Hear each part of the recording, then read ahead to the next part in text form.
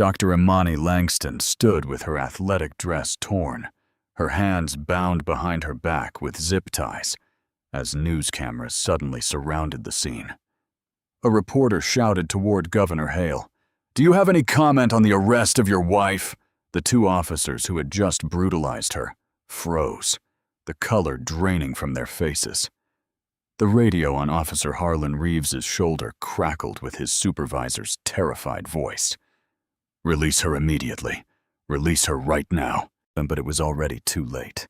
The images were already streaming live across every major network. This moment would change everything. Earlier that morning, Dr. Imani Langston had begun her usual jog through Pittman Park in Atlanta.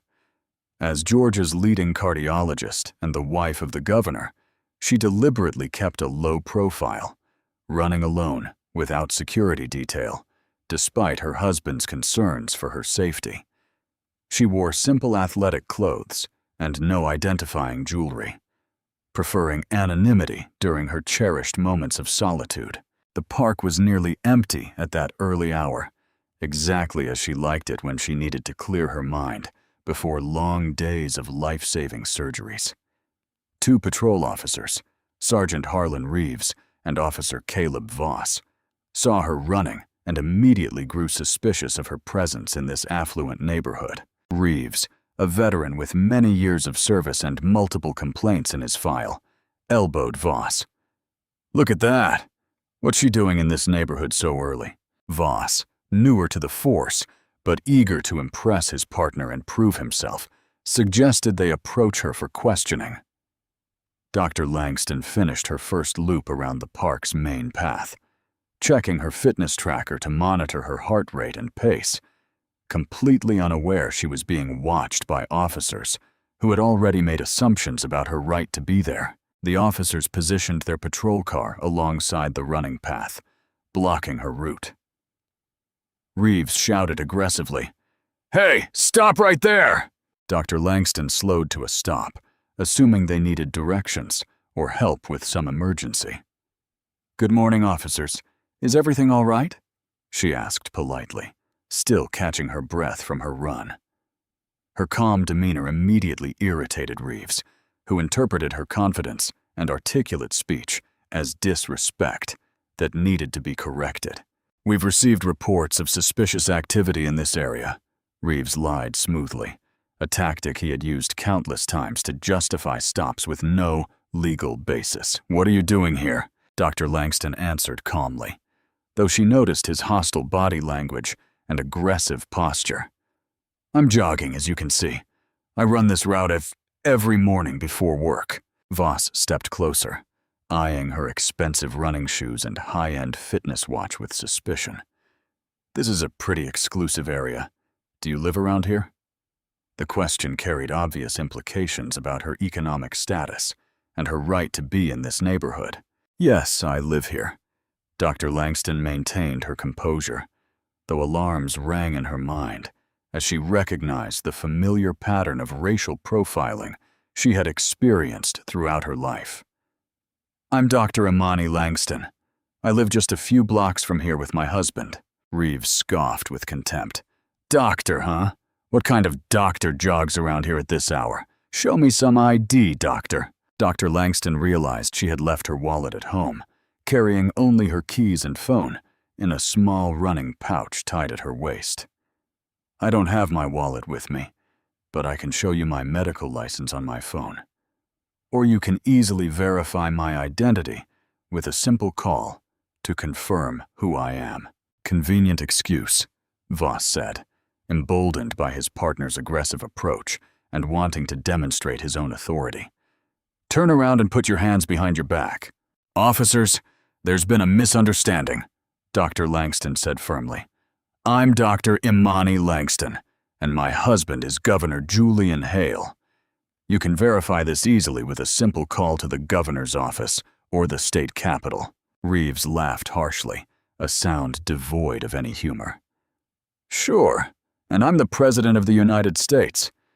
Lady, you picked the wrong story to tell us today. The wife of the governor is white." This statement left Dr. Langston momentarily silent, as the racist assumption underlying their entire approach became completely clear. "No, officer, you are mistaken about that," she said. "We have been married for many years, and you can verify this information through any number of official sources." The officers exchanged looks of disbelief, their racist assumptions confirmed in their minds that she must be lying about her identity. Reeves grabbed her arm roughly, his grip tight enough to leave marks. "Enough games. You're coming with us for questioning about your suspicious activity in this neighborhood." "Don't touch me," Dr. Langston said firmly, pulling away from his grasp. "I have committed no crime, and I demand that you verify my identity before this situation escalates further." Reeves's face flushed with anger at what he perceived as resistance to his authority. "Now she's resisting arrest," he declared, signaling Voss to help subdue her. Reeves grabbed Dr. Langston's left arm, while Voss took her right, attempting to force her hands behind her back with unnecessary roughness.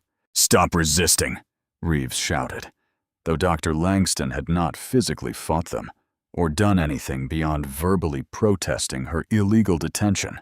"You are making a terrible mistake," she said desperately. Her medical training helped her maintain some appearance of calm, despite the fear and adrenaline coursing through her body. "Please, just make one call to verify my identity. Call the governor's office, call the state capitol, call anyone who can confirm who I am." "Shut up!" Voss yelled, yanking her arm harder than necessary, causing her to cry out in pain.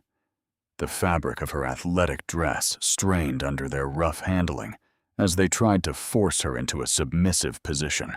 An early morning runner named Elena Vargas witnessed the disturbing scene from some distance away and slowed her pace, deeply concerned by what appeared to be excessive force used against a woman who posed no obvious threat. She pulled out her phone, unsure whether to call for help or begin recording the incident as evidence. Reeves forced Dr. Langston to face the patrol car, pressing her cheek against the cold metal with enough force to cause discomfort and humiliation. "Spread your legs," he ordered in a degrading tone designed to establish dominance and strip her of dignity. "This is an assault," Dr. Langston declared clearly, hoping Mrs. Vargas and any other witnesses could hear her words. "I am Dr. Imani Langston, wife of Governor Julian Hale, and these officers are violating my constitutional rights." Voss became more aggressive, frustrated by her continued assertions of innocence and her high-profile identity, which he dismissed as elaborate lies. He yanked her arms back with excessive force, and the delicate fabric of her athletic dress tore loudly along the back seam, exposing her sports bra and creating a humiliating wardrobe malfunction. "Look what you made me do, doctor," Voss exclaimed, as Dr. Langston tried to turn to cover herself and maintain some dignity. Reeves slammed her against the car egg with enough force to knock the air from her lungs. "You should have cooperated from the beginning instead of lying to us," he spat with contempt, pulling out plastic zip ties instead of standard handcuffs, a deliberate choice designed to cause additional discomfort and humiliation. "This will teach you to have respect for law enforcement." Mrs. Vargas, horrified by the brutality that kept escalating, began recording with her phone while simultaneously calling emergency services. "I am witnessing what appears to be police brutality in Pittman Park," she whispered urgently into her phone, giving the operator specific location details. The zip ties bit into Dr. Langston's wrists as Voss tightened them excessively, far beyond what was necessary to restrain her. "They're too tight," she protested. Her medical knowledge told her circulation was being compromised. "I have surgery scheduled this afternoon, and you are cutting off circulation to my hands." "Surgeon, huh?" Reeves mocked with sarcasm. "Next you're going to tell us you're related to the president or something equally ridiculous." Two more early exercise enthusiasts stopped to watch, drawn by Mrs. Vargas's obvious distress and the commotion involving police officers and what appeared to be excessive force. Both pulled out their phones and began recording from different angles, creating multiple video records of the incident. Dr. Langston tried once more to reason with them, speaking slowly and clearly. "Officers, I understand you may not recognize me, but my medical license information is saved on my phone. The code is 87654321. Please, just verify my identity so we can resolve this misunderstanding peacefully." Reeves laughed cruelly. "Medical license? You people really think you can say anything and people will believe you, don't you?" The phrase "you people" struck Dr. Langston like a physical blow, the racist subtext unmistakable, confirming this encounter had nothing to do with mistaken identity or legitimate law enforcement concerns. This was about her race and their assumptions about where she belonged and who she could or could not be. Preston searched her small running pouch, finding only keys and her smartphone. He tossed the keys aside carelessly and began examining her password-protected phone. Really convenient for someone who claims to have nothing to hide. "The code is my medical license number," Dr. Langston offered desperately. 87654321. You'll see my medical credentials, my contact information, everything that proves who I am and confirms my identity. Preston ignored her completely, pocketing the phone instead of checking her claims. "Evidence," he declared arrogantly. Mrs. Vargas approached cautiously, her phone still recording the entire interaction. "Excuse me, officers, but I believe there may be a serious misunderstanding here. I've seen this woman jogging here every morning for months. She has always been very respectful and kind to everyone in the park." Reeves turned sharply, aggressive. "Ma'am, step back immediately. This is official police business and you are interfering with a lawful arrest." "I'm just saying she doesn't look like a criminal," Mrs. Vargas insisted bravely, understanding the possible consequences, but unable to stay silent while witnessing an injustice. "Maybe you should verify her identity like she's asking. Are you interfering with a police investigation?" Voss threatened, moving his hand toward his weapon in a gesture designed to intimidate her into silence. The confrontation intensified as more witnesses gathered, creating a growing crowd of observers recording the incident with their phones. Although the officers remained focused on their treatment of Dr. Langston, oblivious to the digital documentation happening around them, Mrs. Vargas, still recording, made a split-second decision that would transform this local incident into a national crisis. Instead of simply filming passively, she opened her social media app and began live streaming the confrontation directly to her followers. Her morning jog followers began watching immediately as she whispered urgently, "I am witnessing what appears to be police brutality against a black woman who claims to be the governor's wife, and the officers are refusing to verify her identity." Within minutes, the viewer count rose from a dozen regular followers to hundreds. As the stream was shared across multiple platforms, comments flooded the screen, while viewers took screenshots of the video and shared it across social media. Many expressed outrage at the evident mistreatment they were witnessing. Screenshots of Dr. Langston zip-tied against the patrol car, with her dress torn, clearly visible, began spreading across Atlanta's social media like an unstoppable fire. Meanwhile, Reeves and Voss remained completely unaware of the digital storm erupting around them, entirely focused on forcing Dr. Langston into their patrol car, despite her continued requests that they verify her identity. "I want to speak with your supervisor immediately," Dr. Langston demanded, her voice remaining steady despite the humiliation and physical discomfort she was experiencing. "This is a clear violation of my civil rights, and you are creating a situation that will have serious consequences for everyone involved." "The only consequences will be for you and your lies," Reeves replied, opening the back door of the patrol car with the clear intention of transporting her. At Emory University Hospital, where Dr. Imani Langston served as chief of cardiology, her surgical nurse Aisha Thompson was checking social media during her morning break when she saw a familiar figure in a rapidly spreading viral video. "Oh my God," she gasped, recognizing her, immediately calling Dr. Langston's office direct line. When the call went straight to voicemail, she tried the main surgery department with growing urgency. "This is Aisha Thompson from cardiology. Has anyone heard from Dr. Langston this morning? I think she may be in serious trouble." Chief Nurse Sandra Martinez checked the daily surgery schedule on her computer. "She's supposed to be here in 2 hours for Henderson's bypass procedure. Why?" "There's a viral video of police arresting a black woman in Pittman Park who looks exactly like Dr. Langston, and the woman is telling them she's the governor's wife." Sandra's blood ran cold as she understood the implications. Everyone at the medical center knew of Dr. Langston's marriage to the governor, although she maintained extreme privacy about her personal life and rarely spoke of politics or her husband's position. "Send me that video immediately so I can see what we're dealing with." Back at the park, Mrs. Vargas's live stream had reached hundreds of viewers. As the story spread organically across social media platforms, a local news reporter monitoring trending topics noticed the Atlanta police hashtag gaining traction and clicked on Mrs. Vargas's stream. After watching barely 30 seconds, he grabbed his phone to call his news director with breaking information. "Jim, we need a camera crew at Pittman Park immediately.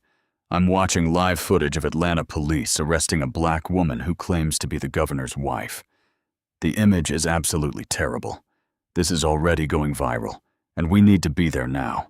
At the Georgia State Capitol building, Governor Julian Hale was in an early budget meeting when his chief of staff, Theo Ramirez, who happened to be Mrs. Vargas's husband, burst through the conference room doors without knocking. "Governor, I need to speak with you immediately. It's about Imani, and it's urgent." Governor Hale's face immediately paled with concern. His wife's safety had always been his greatest worry, especially given the number of death threats they had received from racist groups opposing their interracial marriage and his progressive policies. In the hallway outside the conference room, Theo showed the governor his wife's live stream on his smartphone.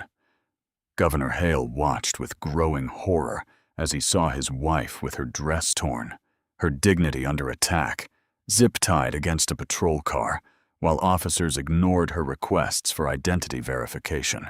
"How long has this been happening?" he asked in a voice that maintained deadly calm despite his evident fury. "Elena started streaming about 10 minutes ago, but it's already been shared thousands of times across multiple platforms."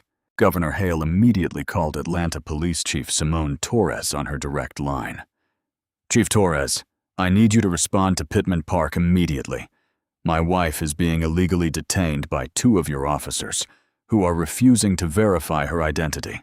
Chief Torres, completely unaware of any incident involving the governor's family, initially assumed there must be some kind of misunderstanding. "Governor, I'm sure there's a reasonable explanation for what's happening. Let me contact the officers involved and resolve this quickly." "Chief, there are hundreds of people watching this happen live on social media right now. My wife is zip-tied. Her clothing has been torn, and your officers are ignoring direct requests to verify her identity. This is becoming a civil rights disaster unfolding in real time, and you need to take control of this situation immediately before it gets worse." The gravity of the situation hit Chief Torres like a physical blow. She immediately radioed dispatch while running toward her patrol car. "All units respond Code 3 to Pittman Park. This is Priority 1, and get Sergeant Reeves and Officer Voss on the radio immediately." Back at the park, Reeves's radio finally crackled to life, but he ignored the incoming call, entirely focused on forcing Dr. Langston into the patrol car despite her continued protests and requests for basic identity verification. Mrs. Vargas, now with thousands of live viewers watching her stream, continued providing real-time commentary for her rapidly growing audience. The woman has repeatedly asked them to verify her identity through simple phone calls, and they are completely refusing to listen. She has been entirely cooperative, except for insisting she is innocent of any crime. A local news van arrived at the park, quickly followed by 2 more press vehicles. As reporters recognized the potential magnitude of the story unfolding, camera crews began setting up professional equipment, while journalists prepared for what could become a major civil rights incident. Reeves finally noticed the growing media presence and became visibly nervous about the attention. "Voss, we need to get her out of here right now, before this becomes a bigger situation."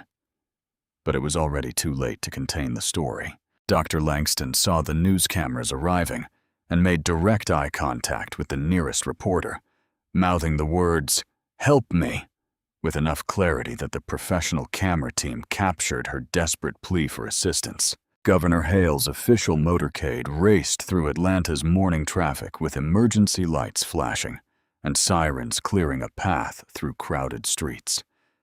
In the lead vehicle, he watched Mrs. Vargas's live stream on his phone, his fury growing with every passing second as he witnessed his wife's torn dress, her dignity under systematic assault, and the cruelty of officers refusing to acknowledge her humanity. "Drive faster," he told his security team through clenched teeth. Chief Torres continued in her patrol car, frantically radioing to establish contact with Reeves and Voss. "Unit 27, respond immediately. Unit 27, this is Chief Torres. You are ordered to cease all activity and await my immediate arrival at your location." At the park, Reeves finally heard his radio crackle, but assumed it was routine supervision that could wait until after he transported his suspect. He keyed the microphone while still pushing Dr. Langston toward the patrol car. "Unit 27 here. Chief, we've detained a suspicious person making false identity claims. We are currently transporting her to district headquarters for questioning and processing." "Negative. Do not transport under any circumstances. Remain at your current location. That is a direct order from your chief." The panic and urgency evident in Chief Torres's voice finally pierced Reeves's focus and captured his attention. "What's the problem, Chief? We have everything under control here. The problem is, you have arrested the governor's wife. You absolute idiot.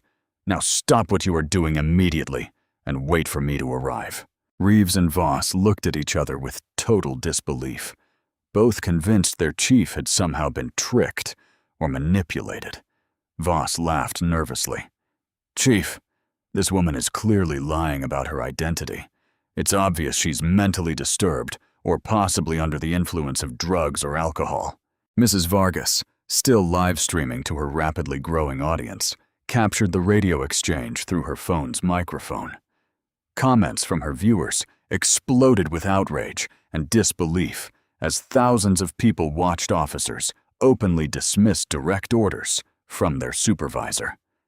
"They just ignored their own police chief," Mrs. Vargas whispered urgently into her phone. "She just told them they arrested the governor's wife, and they are actually arguing with her." Dr. Langston, clearly hearing the radio exchange, felt a complex mixture of relief knowing help might be coming, and continued dread about how much worse this situation could become. "Officers, your own chief has just confirmed my identity and ordered you to release me. Please remove these zip ties immediately. They are cutting off circulation to my hands, and I am feeling numbness in my fingers." Reeves, with his authority questioned and his racist assumptions crumbling under the weight of reality, became even more defensive and aggressive. "I don't care what anyone says on that radio.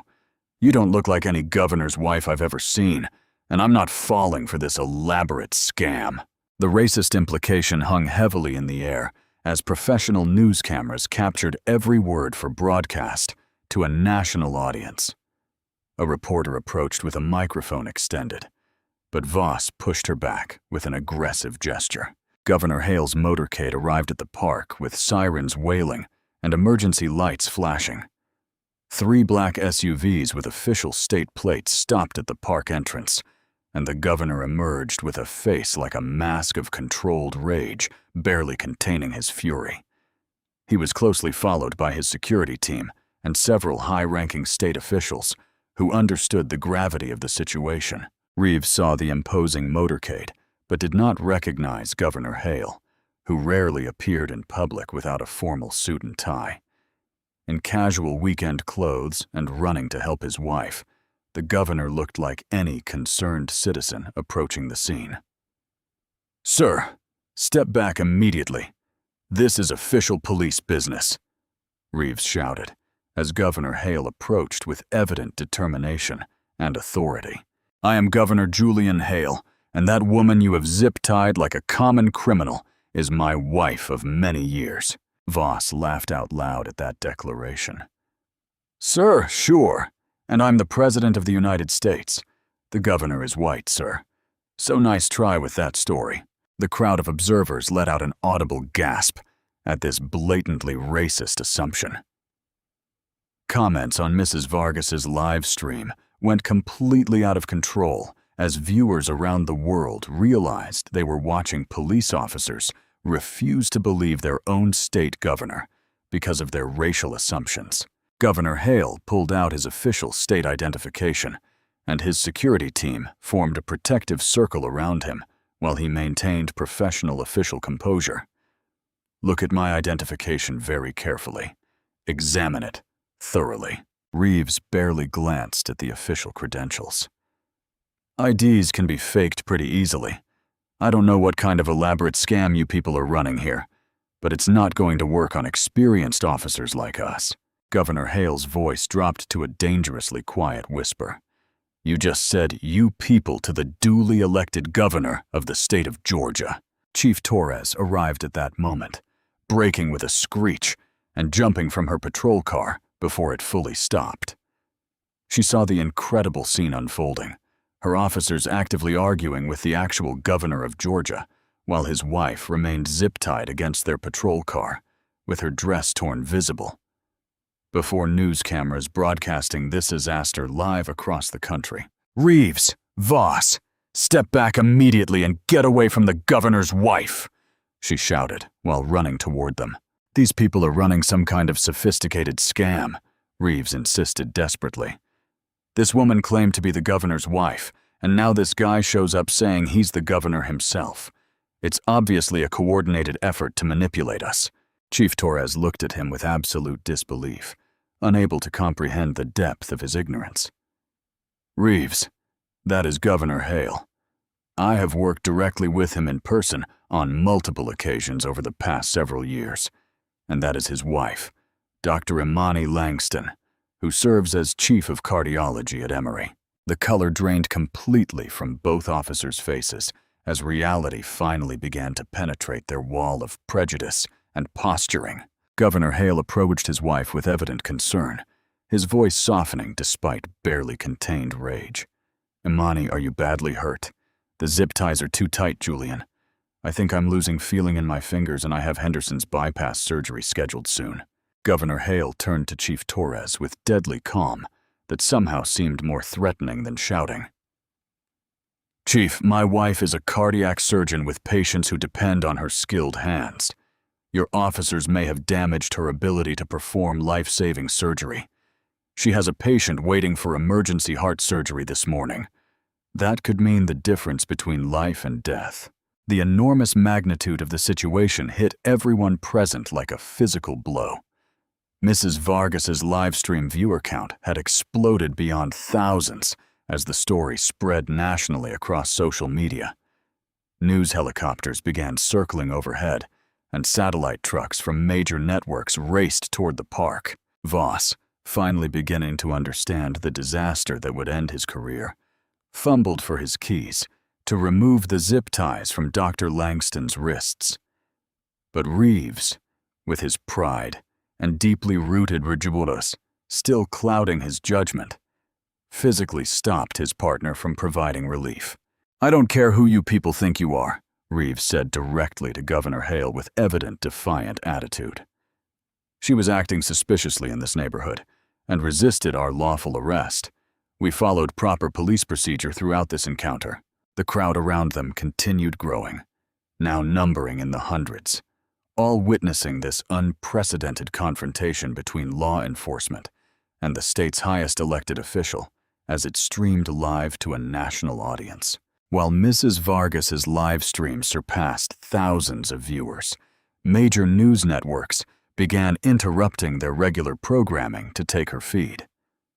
CNN, MSNBC, and Fox News displayed breaking news banners reading, "Georgia governor's wife arrested in apparent racial profiling incident." Dr. Langston's hands had begun turning an alarming purple from the excessively tight zip ties, cutting off circulation. Governor Hale documented this evidence of abuse with his phone, taking detailed photographs that would later serve as crucial evidence in federal judicial proceedings. "Chief Torres, my wife needs immediate medical attention to prevent permanent nerve damage." Chief Torres moved to cut the zip ties herself with tools from her service belt, but Reeves once again physically blocked his superior. "Chief, with all due respect, we cannot simply release a criminal suspect based on someone's word, even if they claim high political office." The pure audacity of this statement left Chief Torres completely speechless as she stared at Reeves with incredulity. Around them, the crowd had grown to nearly 100 observers, with Mrs. Vargas's live stream serving as the primary news source for millions of viewers worldwide witnessing this unprecedented confrontation. Governor Hale's press secretary, James Morrison, arrived with additional staff members and immediately began coordinating damage control efforts, setting up an improvised press conference area, while fielding calls from major media outlets requesting official statements and interviews. At FBI headquarters in Atlanta, Special Agent in Charge Simone Reyes watched the live stream with growing alarm and concern. Civil rights violations by law enforcement officers fell under federal jurisdiction, and this particular incident was unfolding in real time before a national television audience. "Get me a full team to Pittman Park immediately," she ordered her subordinates. "This has become a federal civil rights investigation as of this moment." Back at the park, Dr. Langston tried one last time to reason with Reeves, drawing on her years of medical training to stay calm under extreme stress. "Sergeant Reeves, I understand you may not recognize me personally, but my medical license information is saved on my phone. The code is 8765431. Please, just take 30 seconds to verify my identity so we can resolve this peacefully." Reeves, now fully aware that every one of his words was broadcasting to a national audience, desperately tried to maintain his authority and justify his actions. "Ma'am, making false claims about your identity to law enforcement officers is a serious crime. The longer you keep lying to us, the worse this situation becomes for you." Voss, reading the increasingly hostile crowd and recognizing their situation was deteriorating rapidly, whispered urgently to his partner, "Danny, maybe we should listen to the chief and just verify her identity like she's asking." "Don't go soft on me now," Reeves muttered through clenched teeth. "These people think they can intimidate experienced police officers with their fake credentials and media circus." Governor Hale's head of security, David Rodriguez, approached Chief Torres with evident urgency. "Chief, we need to de-escalate this situation immediately. The FBI is on the way to investigate civil rights violations, and this is about to become a major federal incident." Voss's voice cracked slightly as the implications became clear. Chief Torres nodded gravely as she watched the disaster unfold. When law enforcement officers violate someone's constitutional rights in such a public manner, it automatically becomes a federal matter subject to prosecution. 2 black SUVs with clearly visible federal plates arrived at the park. Their arrival was immediately noticed by the crowd and news cameras. Agent Reyes emerged with 3 other federal agents, all prominently displaying their credentials before the assembled media. The crowd recognized the significance of federal law enforcement, arriving at what had begun as a local police incident. Reyes approached Governor Hale first, showing appropriate respect for his elected office. "Governor Hale, I am Special Agent Reyes with the FBI. We are here to investigate possible federal civil rights violations that may have occurred during this incident. Reeves, seeing federal agents treat Governor Hale with evident deference and respect, finally began to comprehend the magnitude of his catastrophic mistake. But instead of acknowledging reality and backing down, his pride and prejudice forced him deeper into denial. "Federal agents, too," Reeves said, loudly enough for all cameras and microphones to capture clearly. "How many people are involved in this elaborate scam? Is the President of the United States going to show up to help with this deception?" Agent Reyes looked at him with absolute disbelief, unable to comprehend that a police officer would suggest federal agents were participating in some kind of official conspiracy. "Are you seriously suggesting that FBI agents are participating in some kind of deception or fraud?" "I'm saying this is the most elaborate scam I've encountered in my years in law enforcement," Reeves responded with evident defiant attitude. "Fake IDs, paid actors, coordinated media coverage, the whole package." Comments on Mrs. Vargas's live stream exploded with reactions to Reeves's increasingly desperate and paranoid claims. Viewers began taking screenshots of his statements and sharing them across all available social media platforms. The hashtag Pittman Park incident began trending nationally as the story expanded beyond Atlanta. Agent Reyes approached Dr. Langston, who was now visibly suffering from severe loss of circulation in both hands. "Dr. Langston, I need to document your current physical condition for our federal investigation. Are you experiencing pain or numbness in your extremities?" "I am experiencing significant numbness and tingling in both hands," she responded with clinical precision, her medical training helping her give accurate information despite her circumstances. "The zip ties were applied with excessive force and have been cutting off circulation for some time. As a cardiac surgeon, I need full use and sensation in my hands to perform life-saving procedures. I have a patient scheduled for emergency bypass surgery soon." Agent Reyes immediately turned to Chief Torres with evident authority. "Those restraints must be removed immediately. This is causing documented injury to a medical professional, and any further delay could result in permanent damage." Chief Torres moved toward Dr. Langston with wire cutters from her service belt. But Reeves once again blocked her path, physically preventing his superior from providing relief once more. "Chief, I cannot allow you to release a criminal suspect without proper identity verification through official channels." "Agent Reeves," Agent Reyes interrupted with clear authority, "you are now actively interfering with a federal investigation. Step back immediately, or you will be arrested for obstruction of justice." Reeves's face flushed with anger, shame, and growing desperation. "I've been a police officer for many years. I know how to recognize a sophisticated scam when I see one. All these people are criminals, and you are being deceived by their elaborate performance." Governor Hale stepped forward, his patience finally exhausted after watching his wife suffer for an extended period. "Sergeant Reeves, I am giving you a direct order as Governor of Georgia to release my wife immediately and provide her with medical attention." "You can't give me orders because you are not the real governor," Reeves shouted, his voice cracking under the enormous pressure of the situation. "The governor is white. I've seen him on television multiple times." The explicitly racist assumption underlying Reeves's entire approach finally emerged clearly and unmistakably, captured by multiple professional news cameras and broadcast live to a horrified national audience. The crowd reacted with audible gasps, angry murmurs, and expressions of disbelief.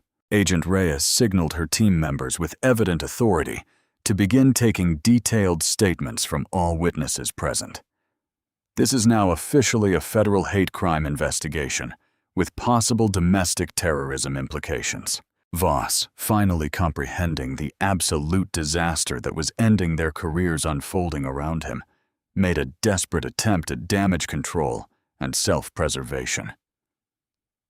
"Danny, seriously, we need to listen to the FBI and follow orders."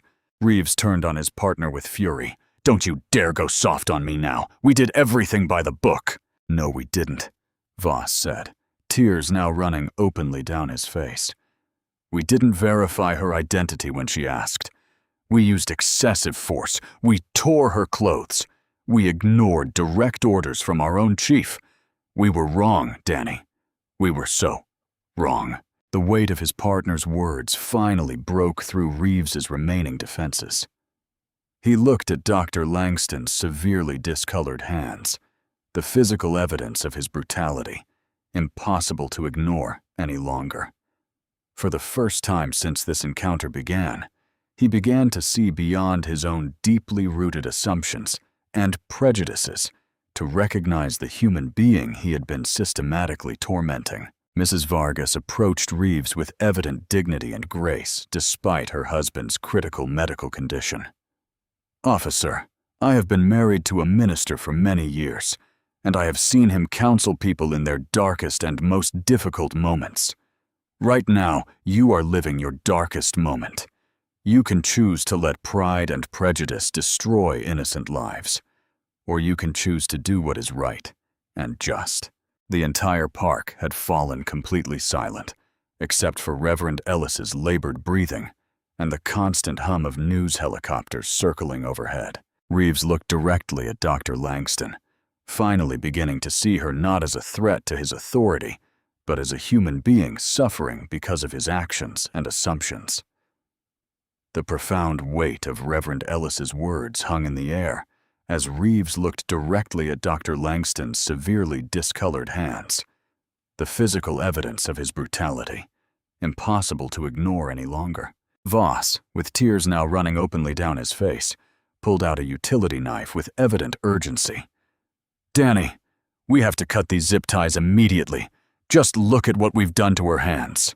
Reeves nodded slowly, his defiance and aggression finally crumbling under the crushing weight of reality and the moral authority of the dying man. "Do it, now!" As Voss approached Dr. Langston with the knife to cut her restraints, she looked directly at Reeves with an expression of profound exhaustion mixed with grace. "Sergeant, I want you to know that I forgive you for what you did here today, but I need you to understand that this moment will change everything for all of us. Forever." The zip ties fell from her wrists. Dr. Langston immediately began a clinical assessment of the damage to her hands, carefully flexing her fingers, testing sensation and range of motion while the entire crowd watched in intense silence. The assembled news teams focused their cameras on this critical moment. "I cannot feel the tips of my fingers at all," she announced with clinical detachment, speaking both for the crowd and the documentary record. "There is significant numbness in both hands and severely reduced fine motor control in my fingers." Governor Hale immediately ran to his wife's side, helping her physically steady herself as she continued testing her hand's function with evident medical expertise. Agent Reyes carefully documented everything with additional photographs and video recordings for the federal investigation. "Dr. Langston, you require immediate emergency medical attention at this moment." Paramedic Sarah Johnson approached Dr. Langston with professional urgency. "Doctor, we need to transport you to the hospital immediately for nerve conduction studies and possible emergency medical treatment. Every minute of delay matters significantly for possible nerve recovery." Chief Torres finally spoke, her voice filled with genuine remorse and institutional responsibility. "Dr. Langston, I want to tell you how deeply sorry I am for what happened here today. This never should have occurred under any circumstances." Reeves, finally comprehending the full magnitude of his actions and their consequences, approached Dr. Langston with evident hesitation and shame. "Doctor, honestly, I don't know what to say to you. I was completely wrong about everything. I was totally and completely wrong." Dr. Langston looked at him with a complex mixture of exhaustion, sadness, and profound disappointment. "Sergeant Reeves, your assumptions about who I could or could not be based solely on my race have potentially ended my medical career and very possibly cost this man his life. The word wrong doesn't even begin to cover the scope of what occurred here." Agent Reyes stepped forward with federal authority. "Dr. Langston, We need you to go to the hospital immediately for a comprehensive medical evaluation, both for your emergency treatment and as crucial evidence in our ongoing federal civil rights investigation. Reverend Ellis's cardiac monitor began showing increasingly irregular rhythms and dangerous warning alarms. His personal cardiologist, Dr. Elias Rivera, arrived on scene having followed the ambulance directly from the hospital after monitoring the developing situation. Dr. Langston, I have been closely monitoring Reverend Ellis's condition throughout this incident, Dr. Rivera said with evident medical urgency. His cardiac status is deteriorating rapidly, and we need to get him into surgery immediately. Unfortunately, you are the only surgeon available right now who specializes in his specific type of complex bypass procedure. Dr. Rivera, I cannot feel the tips of my fingers at all. I absolutely cannot operate safely in this compromised condition. Dr. Rivera quickly examined Dr. Langston's hands with professional assessment. You may be regaining enough sensation to attempt the surgery, but it would be extremely risky both professionally for you and medically for the patient. Reverend Ellis, hearing this critical exchange between the two doctors, made a decision that surprised everyone present. Dr. Langston, I want you to operate on me anyway, regardless of the risks. Reverend Ellis, you do not fully understand the medical risks involved in this decision. I understand perfectly well, he interrupted with surprising strength, his voice gaining power from his moral determination. I am dying anyway without this surgery. But if you operate even with damaged hands, I have a real chance of surviving. More importantly, you have the opportunity to prove that you will not allow what these officers did to you to prevent you from saving lives. Martha Ellis nodded through tears, fully supporting her husband's decision. Doctor, my husband has faced impossible odds his entire life in this country. He is not afraid to face them now. Dr. Langston looked around at the massive crowd surrounding them, at Mrs. Vargas still live streaming to tens of thousands of viewers worldwide, at the professional news cameras broadcasting this moment internationally, at her husband, at the federal agents, at everyone watching this pivotal moment. The medical risks are absolutely enormous, she explained carefully to Reverend Ellis and his entire family. Without full sensation in my hands, I could cause catastrophic surgical damage. I could accidentally kill him during the procedure. Doctor, Reverend Ellis said with unwavering faith, these officers tried to destroy your ability to save lives through their hate and prejudice. Do not let them succeed in that goal. Do not let hate win this battle. Governor Hale gently took his wife's damaged hands between his own. Imani, whatever decision you make, I will support you completely. But please remember that you did not become Georgia's leading cardiac surgeon by giving up when things became difficult or seemingly impossible. Dr. Langston closed her eyes, testing her grip strength and finger coordination one final time with intense concentration. When she opened her eyes, her decision was clearly visible in her expression and bearing. Get me to the hospital immediately, she told the paramedics with renewed determination. I am going to attempt to save his life regardless of the risks to myself. Reeves watched in silence as Dr. Langston was carefully helped into an ambulance, immediately followed by Reverend Ellis in his specialized gurney. The full magnitude of what he had done, potentially ending the career of one of the state's most skilled surgeons and directly endangering the life of an innocent man, finally hit him with full force. What have I done? He whispered to Voss with evident horror and remorse. Mrs. Vargas, still live streaming to her enormous international audience, continued providing commentary for viewers worldwide. Dr. Langston has decided to attempt the life-saving surgery despite the nerve damage caused by the officer's excessive use of force. Reverend Ellis has chosen to trust her skills, even with the enormous risks involved. As the ambulances raced toward Emory University Hospital, with sirens wailing, Reeves and Voss remained alone at the park, surrounded by federal agents, professional news teams, and hundreds of witnesses to their actions. Their careers in law enforcement had clearly ended. Their actions had been broadcast to the entire world. But the full consequences of their prejudice and brutality were still unfolding. In the operating room at Emory University Hospital, the scene transformed into controlled chaos as news teams and protesters gathered outside the main entrance. While Dr. Langston prepared for the most challenging surgery of her distinguished medical career, inside the sterile operating room, she underwent rapid nerve conduction testing to assess the precise extent of damage to her hands caused by the officer's excessive force. "Sensation is returning very gradually," reported Dr. Jennifer Kim, the hospital's lead neurologist, after completing her assessment.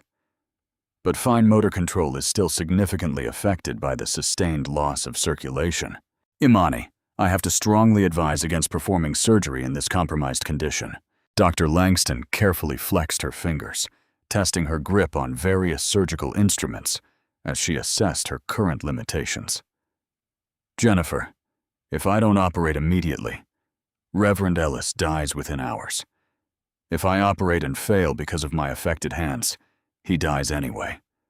But at least we will have tried everything possible. There really is no choice to make here." Governor Hale watched from the observation gallery as his wife prepared to enter surgery, with her hands showing clear signs of nerve damage and reduced function. News teams continued live broadcasting from outside the medical center, while Mrs. Vargas's stream continued from the hospital waiting room, where Reverend Ellis's family maintained their vigil with prayer and quiet determination. In the preoperative holding area, Reverend Ellis reached out to hold Dr. Langston's damaged hand. "Doctor, I have spent my entire adult life trusting that God works through people's hands to heal the sick and the injured. Today, I trust that He will work through your hands, damaged or not, to give me more time with my family. Reverend, I need you to understand something crucial before we begin this procedure," Dr. Langston said, with evident solemnity. "What happened in that park today, what those officers did to both of us, represents something much larger and more systemic than individual prejudice or malice. But here, in this operating room, none of that external hate matters. Here there is only one doctor attempting to save one patient's life." When Dr. Langston entered the operating room, her entire surgical team gathered around her with extraordinary solidarity and support. Nurses Aisha Thompson and Sandra Martinez had volunteered to assist in the surgery alongside Dr. Rivera, serving as backup surgeon in case Dr. Langston's hands failed during the procedure. Dr. Langston addressed her colleagues. "My fine motor control is significantly compromised by nerve damage. I will need constant verbal confirmation of my movements and immediate backup assistance if my hands fail during critical moments. Aisha, I will need you to guide instrument placement when necessary." As the complex surgery began, the entire medical center watched with nervousness. In the hospital waiting room, Reverend Ellis's family maintained their vigil, while Mrs. Vargas continued her live stream, now reaching tens of thousands of viewers worldwide who were invested in the outcome. 20 minutes into the delicate procedure, Dr. Langston faced her first major surgical challenge. "I am having significant difficulty with the arterial anastomosis. My fingers are not responding with the precision I need for this repair. Imani, let me take control of the procedure," Dr. Rivera offered immediately. "I cannot do this successfully. Aisha, I need you to guide my hands for critical suture placement." Nurse Thompson, drawing on decades of surgical experience, placed her steady hands directly over Dr. Langston's, providing the stability and fine motor control necessary for delicate cardiac repairs. Working together as a coordinated unit, combining Dr. Langston's expertise and knowledge with Thompson's steady guidance and support. "It's working beautifully," Dr. Langston announced with growing confidence. "We are achieving excellent blood flow through the first bypass graft." On the hospital's computer system, IT specialist Marcus Johnson noticed unusual and unauthorized activity in the patient database. Someone had been attempting to access Reverend Ellis's confidential medical records from outside the hospital network, specifically from IP addresses that traced directly to internal systems within the Atlanta Police Department. Johnson immediately called hospital security with evident concern. "We have multiple unauthorized access attempts to a patient file. Someone is attempting to hack the records of the man from the park incident, possibly to find damaging information." Chief of Security Amanda Rodriguez immediately recognized the serious legal implications. "Document everything carefully and contact the FBI. This could constitute evidence tampering, witness intimidation, or something much worse." Back in the operating room, Dr. Langston faced the most critical and dangerous moment of the entire procedure, repairing the main coronary artery, supplying blood to the heart muscle. "This is where we discover whether my hands can handle the most precise work required." The operating room fell into complete silence, except for the constant beeping of cardiac monitors and ventilation machines. Dr. Langston, despite her compromised sensation, drew on decades of muscle memory, training, and experience. Nurse Thompson continued providing subtle but crucial guidance. Their teamwork transcended the limitations imposed by Reeves's brutality. "Suture placement perfect," observed Dr. Rivera with evident relief and admiration. "Imani, you are truly accomplishing this successfully." Meanwhile, Agent Reyes received an urgent call from hospital security about the database breach attempt and unauthorized access attempts. "Agent Reyes, we have successfully traced the unauthorized access attempts to specific computer terminals within the Atlanta Police Department. Someone there is actively attempting to dig up potentially damaging information about Reverend Ellis." This revelation adds an entirely new dimension to the federal investigation, suggesting premeditation and conspiracy. Preserve all digital evidence immediately. This suggests a coordinated conspiracy to justify the officer's actions after the fact, which elevates this to domestic terrorism charges. As Dr. Langston successfully completed the final and most complex bypass, Reverend Ellis's cardiac function showed immediate and dramatic improvement. "We have a strong, stable heart rhythm," the anesthesiologist announced with evident relief. "Blood pressure is stabilizing beautifully, and oxygen saturation is excellent." "Aisha," Dr. Langston said quietly, her voice filled with emotion, "we truly did it together. Despite everything they tried to take from us today, we saved a precious life." Nurse Thompson, with tears visible in her eyes, above her surgical mask, gently squeezed Dr. Langston's shoulder. "Doctor, you just proved that hate and prejudice cannot stop healing and compassion." In the waiting room, Martha Ellis collapsed with profound relief when Dr. Rivera emerged to announce the complete success of the surgery. Mrs. Vargas's live stream captured this emotional moment, broadcasting the family's joy and gratitude to viewers worldwide who had been following this extraordinary story. But Agent Reyes arrived at the hospital with troubling news for Governor Hale about the scope of the conspiracy they had uncovered.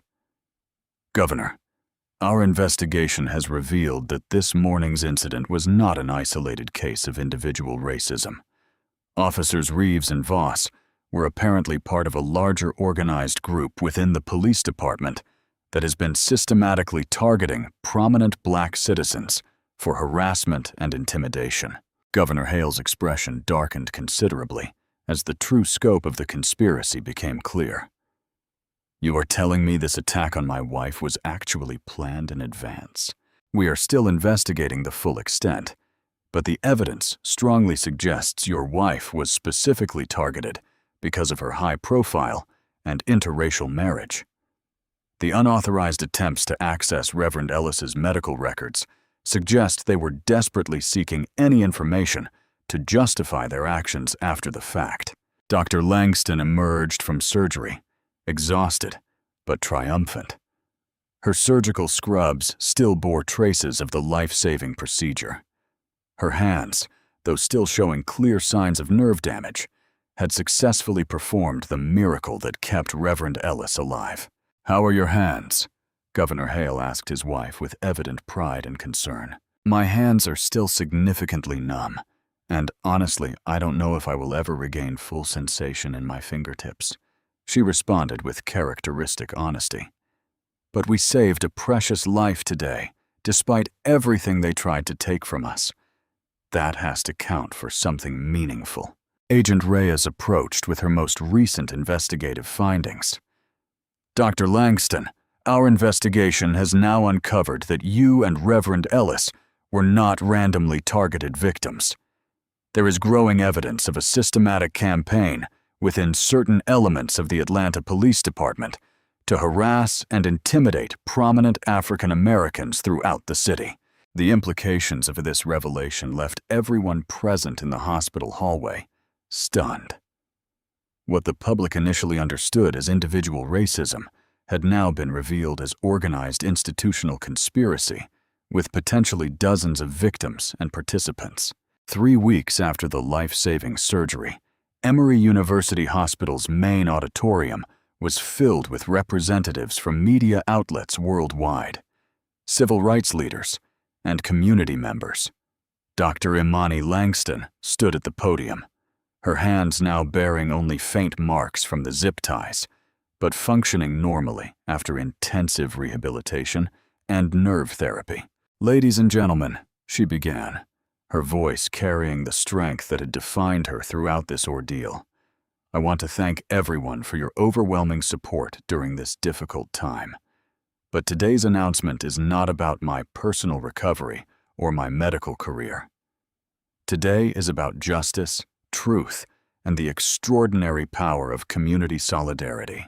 In the front row of the auditorium, Reverend Ellis sat with his entire family, his color fully restored, and his health completely recovered from the successful surgery. Beside him, Mrs. Elena Vargas held her phone ready to live stream this historic moment to the millions of people worldwide who had followed the original incident and its aftermath. Agent Reyes approached the microphone with evident authority and satisfaction. 3 weeks ago, what initially appeared to be an isolated incident of racial profiling has led directly to the exposure of the largest police corruption scandal in Georgia's history. Our comprehensive federal investigation has uncovered a systematic criminal conspiracy involving 23 officers and 7 supervisors who were systematically targeting prominent African Americans for harassment, intimidation, and worse. The crowd murmured with surprise and outrage as the full scope of the conspiracy was publicly revealed for the first time. Officers Reeves and Voss were not acting alone based on individual prejudice, Agent Reyes continued with prosecutorial precision. They received specific documented orders from Lieutenant Carl Morrison to target Dr. Langston because of her high-profile marriage and her public advocacy for healthcare equality. The explicit goal was to publicly humiliate her and create a major scandal that would damage the governor's civil rights initiatives and his political career. Governor Hale took the microphone, his voice steady, but filled with controlled anger that had been building for weeks. "My wife was brutalized and nearly had her medical career ended, not because of mistaken identity or poor police judgment, but because of a carefully orchestrated campaign designed to terrorize our family and undermine our work toward equality and justice in Georgia." The revelation left the assembled media representatives and audience members stunned. What the public initially understood as individual racism was actually an orchestrated institutional conspiracy at the highest levels within law enforcement and extending into state government itself. Dr. Langston returned to the microphone with quiet dignity. "The most remarkable aspect of this entire story is not what hate and prejudice attempted to destroy, but what love, community, and solidarity built in response to that hate." Nurse Aisha Thompson, guided my damaged hands to successfully save Reverend Ellis's life. Mrs. Vargas broadcast the truth when powerful people attempted to hide it from the world. Reverend Ellis risked his own life to defend mine and demand justice. She paused deliberately, looking directly at the numerous news cameras broadcasting this moment internationally. Sergeant Reeves and Officer Voss approached me personally after the surgery. They asked for my forgiveness, which I have granted completely. More importantly for justice, they have agreed to serve as star witnesses against the supervisors and officials who ordered my harassment and abuse. This explosive revelation provoked audible gasps throughout the packed auditorium. The officers who had brutalized Dr. Langston had transformed into key witnesses to bring down the conspiracy that had manipulated and used them. Reeves and Voss, wearing civilian clothes and accompanied by federal protection officers, entered the auditorium together. Reeves approached the microphone, his voice trembling with emotion and evident remorse. 3 weeks ago, I destroyed Dr. Langston's dignity and nearly ended her distinguished medical career because I believed lies and propaganda about who she could or could not be, based solely on her race. But I want everyone to understand that I did not act purely from my own prejudices.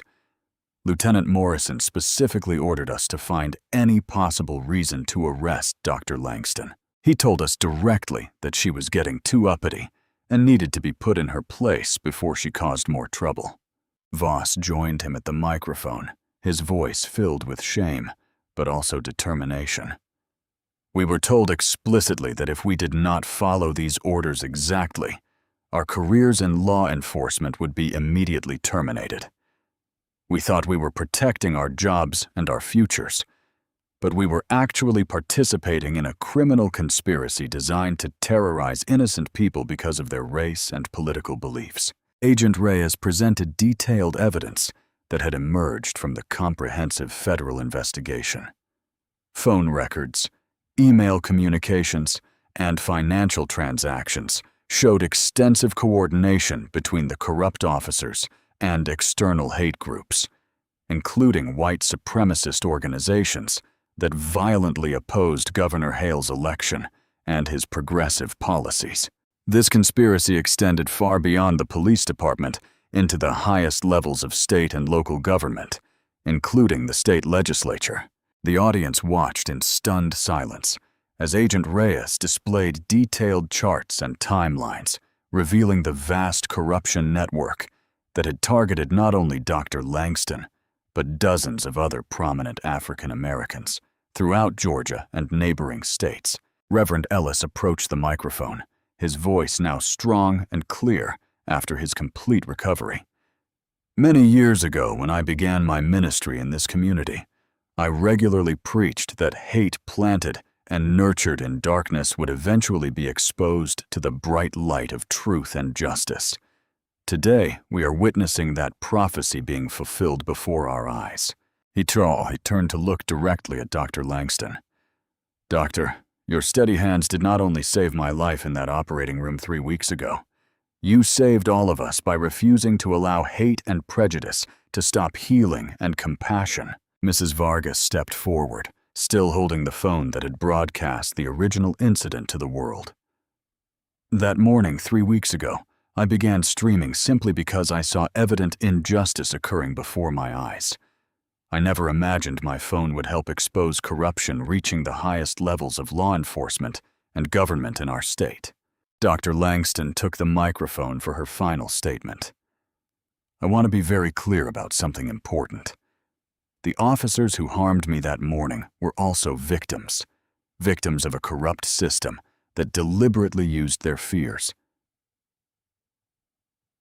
their prejudices, and their economic insecurities to advance a criminal agenda of intimidation and terror. Today, they have chosen courage over complicity by exposing the full truth about what occurred. Their testimony and cooperation will prevent other families from suffering what mine suffered. That requires more genuine courage than it took me to operate with damaged hands. Governor Hale announced the comprehensive systemic changes resulting from the federal investigation. We are implementing the broadest police reform in Georgia's history. Federal oversight, mandatory bias training, independent civilian oversight boards, and full transparency requirements will ensure this type of systematic abuse never occurs again in our state. Agent Reyes provided the final update on prosecutions and justice. Lieutenant Morrison and 18 other conspirators have been arrested on federal charges, including conspiracy to violate civil rights, abuse of authority under color of law, and domestic terrorism. Thanks to the full cooperation of Officers Reeves and Voss, we anticipate numerous additional arrests at both state and federal levels. As the press conference concluded, an unexpected moment perfectly captured the transformative power of redemption and forgiveness. Reverend Ellis approached Reeves and Voss, extending his hands toward both men with evident warmth and acceptance. Officers, Dr. Langston saved my life despite what you initially did to her. Now you are potentially saving many other lives by bravely telling the full truth. That kind of moral transformation gives an old preacher renewed hope for the future of our community. Reeves, with tears running down his face, took Reverend Ellis's hand with gratitude. Reverend, I know I don't deserve your forgiveness or anyone else's, but I promise to spend the rest of my life trying to earn it through my actions. As the crowd began to disperse, Mrs. Vargas concluded her live stream with a powerful final message to her worldwide audience of more than 75,000 viewers. 3 weeks ago, we all witnessed hate and prejudice attempt to destroy healing and justice. Today, we have seen truth triumph over conspiracy, forgiveness conquer vengeance, and love defeat fear and ignorance. Sometimes the most powerful revolution occurs not through violence or anger, but through the steady hands of a surgeon and a community's unwavering demand for justice and accountability. Dr. Langston performed her first routine surgery since the incident the following morning, her hands fully restored to their previous level of skill, her spirit strengthened by the community that had surrounded her during her darkest hours. The patient she operated on was Officer Voss's teenage daughter, who needed cardiac surgery to repair a serious congenital defect threatening her life. As she prepared for this surgery, Dr. Langston reflected on the extraordinary journey from that traumatic morning run to this moment of healing and redemption. Hate and prejudice had attempted to end her career and destroy her life. But love, truth, and community had transformed tragedy into triumph, exposing widespread corruption and healing an entire community in the process. The surgery was a perfect success, once again demonstrating that skilled hands guided by compassion and dedication can heal even the deepest wounds inflicted by prejudice, fear, and systemic oppression. What began as one woman's morning jog became a national reckoning with racism that changed laws, reformed institutions, and saved countless lives through the power of truth, courage, and forgiveness. As she reflected on Dr. Imani Langston's incredible journey from victim to victor, I want to ask you an important question. When you witness an injustice occurring around you, what will you do to stand up for what is right? Will you be like Mrs. Vargas, who had the courage to document the truth when others attempted to hide it? Or will you choose to look the other way when your community needs you most? Your voice and your actions matter more than you may imagine in the fight for justice and equality. Please share this with everyone you know. Like this video if Dr. Langston's courage inspired you. Subscribe to stay updated on stories that matter. And most importantly, comment below with your thoughts on how we can work together to prevent this kind of injustice in our own communities. Thank you for joining me and sharing this powerful story of transformation. And remember that every act of courage, no matter how small it may seem, has the potential to change the world for the better.